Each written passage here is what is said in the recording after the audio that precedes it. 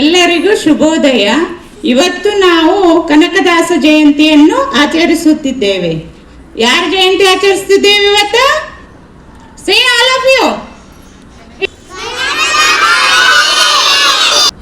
ಕನಕದಾಸರವರು 1509ರಲ್ಲಿ ಹಾವೇರಿ ಜಿಲ್ಲೆಯ ಸಿಂಗಾವಿ ತಾಲೂಕಿನ ಬಾಡ ಗ್ರಾಮದಲ್ಲಿ ಬಚ್ಚಮ್ಮ ಮತ್ತು ಬೀರಪ್ಪ ನಾಯಕ ಎಂಬ ದಂಪತಿಗಳ ಮಗನಾಗಿ ಜನಿಸಿದರು. ಇವರ ಮೂಲ ಹೆಸರು ತಿಮ್ಮಪ್ಪ.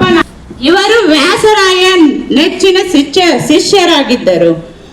15 ಮತ್ತು 16ನೇ ಶತಮಾನದಲ್ಲಿ ಭಕ್ತಿಮಂತರ ಹರಿದಾಸರಲ್ಲಿ ಪ್ರಮುಖವಾದವರು ಕನಕದಾಸರು.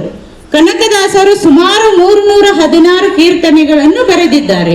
ಅದರಲ್ಲಿ ಪ್ರಮುಖವಾದದ್ದು ಕುಲ ಕುಲವೆಂದು ಹೊಡೆದಾಡದಿರಿ, ನಿಮ್ಮ ಕುಲದ ನಿಲೆಯನೇನಾದರೂ ಬಲ್ಲಿರ, ಕುಲದ ಕುಲವೆನ್ನುತಿಹರು, ಕುಲವದಾವುದು ಸತ್ಯವುಳ್ಳ ಜನರಿಗೆ.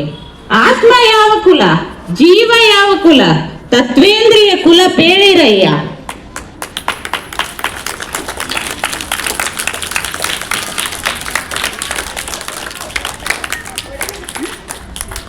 ಧನ್ಯವಾದಗಳು.